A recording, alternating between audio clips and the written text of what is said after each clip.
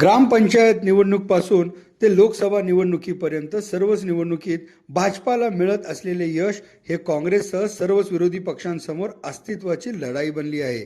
भाजपाकडून याच पक्षाची वाढती लोकप्रियता आणि राज्य व केंद्रातील नेतृत्वावर असलेला विश्वास असे बोलले गेले तरी निवडणूक लढविण्याकामी विरोधी पक्षांना उमेदवार निवडण्यापासून सुरू करावी लागणारी कसरत ही मतदान होईपर्यंत अधिकृत उमेदवार हा आपल्याच पक्षात राहील याची भीती आहे.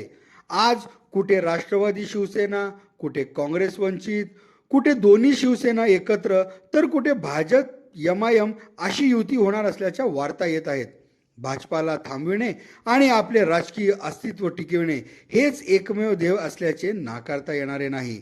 भाजपाकडून या युती आघाडीला अनैसर्गिक संबोधले जात असले तरी आयुष्यभर भाजपा विरोधी गळा काढणारेच आता भाजपा स्थिर स्थावर झाल्याने एक प्रकारे आजच्या राजकारणात काहीही अनैसर्गिक किंवा अराजकीय आहे असे म्हणण्याचे दायित्व कोणास असल्याचे दिसत नाही.